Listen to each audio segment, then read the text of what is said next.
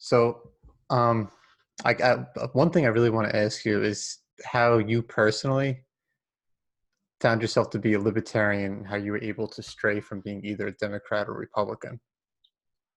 Well, I was lucky enough to discover the Libertarian Party while I was still in college. And I had never been very politically driven. In fact, I've had a lot of people ask me, so I guess you were what, student body president or on the student council? And I said, oh my gosh, no, I hated the idea that an elite few got to make rules for everybody else. So I read Animal Farm in grade school, and the rest is history. So when I first heard a libertarian on the radio show, my thought was, oh, wow, I didn't know there were other people who agreed with me. So I never was on the right or left spectrum. You said you heard about libertarianism on a radio show. Yes, on a radio show when I was in college. Yep. Do you remember the show? No, I don't. I apologize for that. No, I know it was in Dallas, Texas. Oh, that's where I am. Yes, I heard. I lived in Dallas for 4 years. I got my MBA at SMU, and I was going to SMU when I heard it. And I don't remember which radio station it was. No, Okay. it's been many years. Can you outline the importance of why people should vote for a third party? 'Cause this is something that comes up when I mention third parties to everybody since I've been an adult, pretty much. Well, first of all, I don't frame it as vote for a third party because a lot of the other third parties, I would say, are even worse or just as bad anyway as the ones we have now. So I would never suggest that anybody vote for the Socialist Party, for example. Good point. But what I would point out is that out of all the parties, the Democrats, Republicans, and Libertarians are the only parties to be on the ballot in all 50 states in back-to-back presidential elections. So in other words, if you look at the Libertarian Party, we're not with the other third parties because oftentimes they're on the ballot in only 20, 30 states, whereas we're on the ballot in all 50 states time after time. Now, we're not at 50 yet because I was just nominated less than a month ago. And what we've got to do is we've got to get signatures out there to be in a few states, but we're already on 43 states. And I think what you're hinting at kind of is the wasted vote syndrome that Yes. people say, am I not wasting my vote? And I say you're wasting your vote if you're voting for something that you don't want. And when I ask people, do you think government's too big or do you think government's too small? Oftentimes they laugh when I ask them if they think government's too small. And so it's like, okay, if it's that bad, then why would you vote for even bigger government? Why would you vote for something you don't want?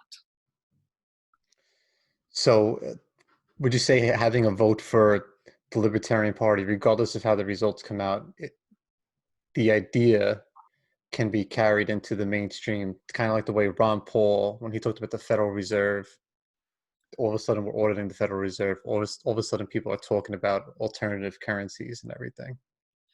Yes, and one thing that we hope to do is move the narrative, and we actually have by people like Ron Paul and others. And but of course, what we would like to do is get elected. And Absolutely. now I'm so thrilled to say that we have our first congressman in the U.S. House of Representatives. That's a pretty big deal. So with Justin Amash. Okay, So that's we're very happy to have him. And I think that people will get to see what a libertarian is now that they can watch him vote as a libertarian. And I think they will see very consistent voting between him and Ron Paul, which really makes us quite a bit different from the other parties in that we've got a very laser-like focus on protecting individual rights, individual liberties, and allowing people to make their own decisions rather than government bureaucrats in Washington making them for them. absolutely. And with mentioning civil liberties right now, there's a lot of stuff going on. I don't know if you've seen the news lately. Oh, Uh, yes. well, what do you make of this current state of the country with the protests, riots, the whole divide that's going on, I guess? Well, one thing that I always do is I point out that the protesters appear to be, and I'm sure they are, a completely different group of people than the rioters. I think that the rioters are basically opportunists who've come in and hijacked the protests, because a lot of these peaceful protesters, they just want their voice heard. And we have a right in this country. We have a right to go out and assemble and to air our grievances. And I am just so sad to see that the rioters have basically intruded and taken over where they don't belong. So, and if we look at the escalation in the police, I would say a lot of this is because of the federal government being where it shouldn't be. That the federal government, a lot of people don't realize, it's the government that's giving all of these tanks and grenade launchers to the local police, and they're militarizing the police, not only giving them equipment, but giving them training and money for other equipment. If the police had the function of being police, we wouldn't see this escalation. You know, we see on the police cars, to protect and serve. And if the police just protected and served and helped with crime at the local level, we wouldn't see that what we're seeing right now. And last, I'd like to point out that crime is a local issue, that assault, burglary, robbery, those are all local issues. There's no reason for the federal government to be involved in that. And the fact that the federal government is just shows how way too big the government has become. What would you do if you were in a debate with Trump and Biden, and how do we make that happen? I would beat them, for one thing. And how to make that happen is to just grow the movement. Because if we can get 15% of the vote, then we can be in the debates. And our last nominee got something like 13.6, so we became very close. So we're hoping to get to 15% in the polls. So if I can go talk to enough people, and I point out, because a lot of people ask me, well, do you think you can get elected? And I like to quote Ed Clark, who was our 1980 nominee, who, by the way, was the first libertarian that I ever voted for when I just got out of college. And what he would answer is, you know, if I could sit around the kitchen table with every American family and explain to them what libertarianism is, I could win them over, and I could win by a landslide.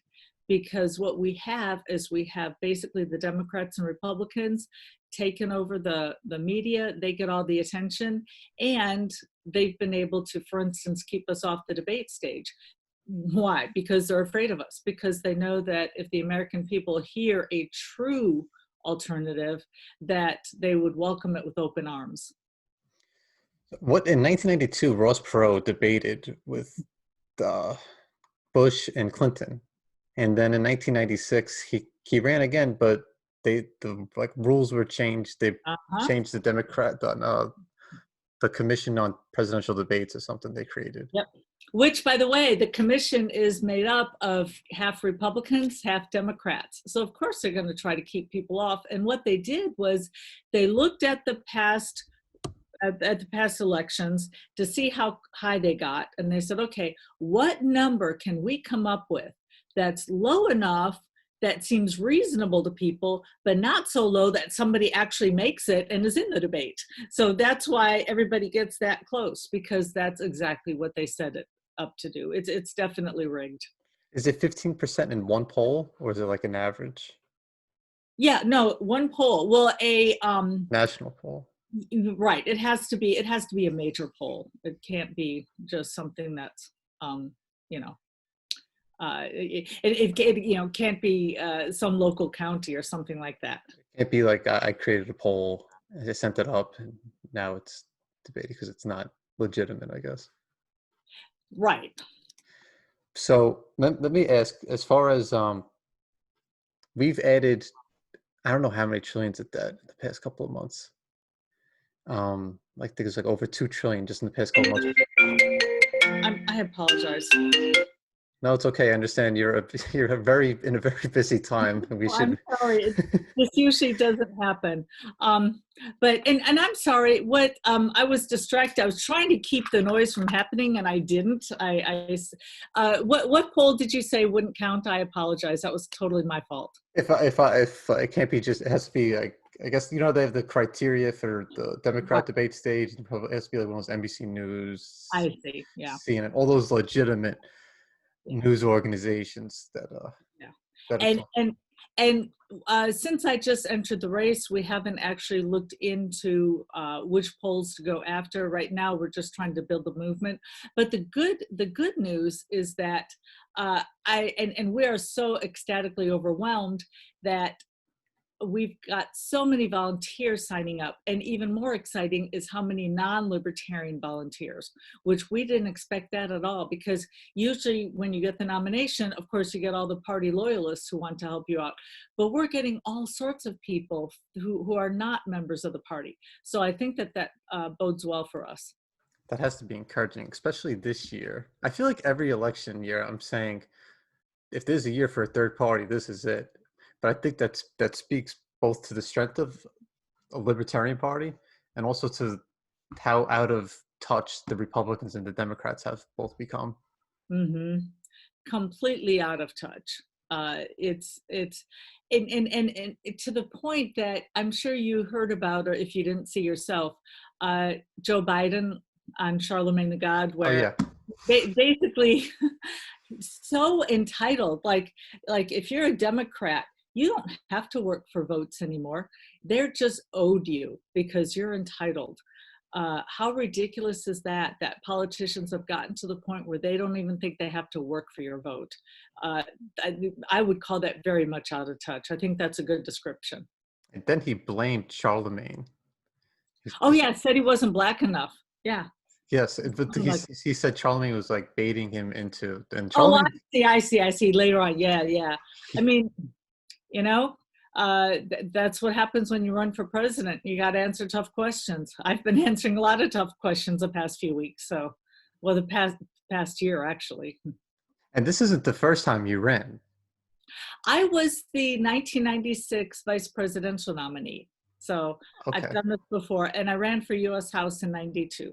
So yes, this is not the first time. So I have a little experience. However, this is my first time in the hot seat as the presidential nominee. How was the election process? I know I know we don't have a lot of time. Do you have 5 minutes? Yeah, we have 5 minutes. Thanks. Okay, I just want to make sure because I know you're busy. Yeah. Um, and I don't want your campaign manager to get mad at me. Thank you for that. um, it's an archaic system getting onto the ballot with it, unless you're part of that two-headed of this two heads of the same monster, Democrats and Republicans.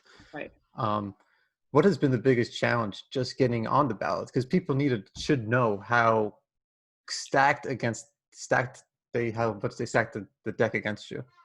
Right. Well, we were on the ballot 3 election cycles in a row, 92, 96, 2000, I believe.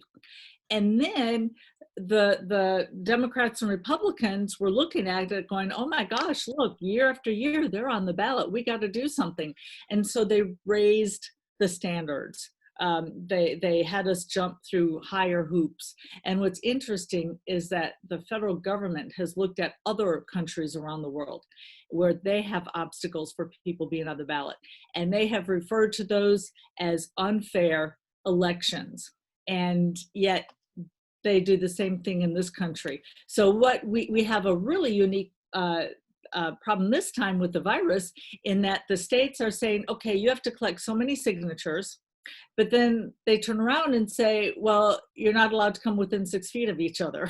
So how are you supposed to collect signatures? So even if you do collect signatures and you show up at the courthouse and turn them in, they might say, well, you obviously broke the law getting that, so that's not good. It's is the and I imagine it's run by the state governments, the ballots, because it's state by state ballot access. Or is it Yes, it is. And there are some states that are more difficult than others. I'm fortunate to live in a state with good ballot access. We collected signatures years ago, and so we're on the ballot. And that's in South Carolina. But there are some states that have really put up obstacles, and they are not free and fair elections, as the government likes to talk about having around the world. one role that the federal government does have is in foreign policy. Mhm. What would you do as far as how many bases we have around the world, our military spending, and I think that's probably one of the biggest jobs that the federal government does actually have authority over. Yes, well, in fact, libertarians believe the proper role of government is police, courts, and military, that we should be protected. And other than that, people should make their own decisions about who to work for, their retirement, their health care, and so forth. So what we have right now, however, goes beyond protecting our country. As you mentioned, we're all over the world, and we need to stop being the world's policemen so that we can be safer. So my policy would be to bring our troops home, turn America into one giant Switzerland, armed and neutral. And then by doing that, first of all, we're not paying for wealthy Europe's defense. There's no reason why a taxpayer in Alabama or Texas or wherever should be paying for Germany or France's defense. But also being in the Middle East, that's making us less safe, not more safe. And the irony here is that the military's job is to protect us, not to make us less safe. Perfectly said. Um, Finally, what's a big stance you have on your platform that you didn't get a chance to talk about already, and to follow up with to kind of close things out after you talk about that? How could people get in touch with you? How could people volunteer? How can we make sure you get the biggest voter turnout and have a Yeah. great presence in Well, come election season? yeah, the one message I like to get out to all voters, because we keep hearing Bernie Sanders and Elizabeth Warren saying that the free market healthcare system doesn't work, so we need a socialized system. And the one message I want to get to every American voter is that we do not have a free market system. We have not had a free market system since at least World War II. And in fact, if you look at the two specialties that have the most, that are run most by the free market, would be cosmetic surgery and LASIK surgery, because they don't they don't get their money from the insurance company. Instead, it's those doctors competing for patients. So they have to offer better quality at lower prices. And if you look at those two specialties, prices have been going down, quality's been going up. And what I would like to see is a free market system for all areas of medicine, so that doctors are competing for our business and so that they're not hindered by all of the tax laws. But speaking directly to your listeners, I'd like to say, if you're a Democrat, you're in the party that was traditionally peace and love, anti-war, and that is no longer where the Democratic Party is anymore. Tulsi Gabbard was spreading a very good message of peace, and the people at the top of the Democratic Party basically shut her up. If you're, I oddly liked her for a Democrat. yeah, yes, at least on that message. Right. And if you are a Republican who got so fed up with the system that you voted for Donald Trump, well, he's not giving you the small government he promised. He said he'd get rid of the deficit. The deficit only keeps growing larger. So if you want a truly small government, to please check out the Libertarian Party and check out my campaign. I'm at joj2020.com. Again, that's joj2020.com. And volunteer, come help us out, give a donation. And even if you don't want to do that, I would really appreciate your vote in November. And of course, if you get polled and asked who you're going to vote for, if you vote for me, maybe I can get on the stage with Trump and Biden. Let's get her on the stage. I think you'd be a tremendous first woman president. Definitely better than the alternative choice we had back in 2016. Thank you. So I appreciate you coming on, and Thank you. and we hope to get your message out, and let's get you on the stage and see you tangle with Trump and Biden, take them down. Great. Great. Well, thanks so much, and have a good evening. And thank you for spreading the message. Thank you.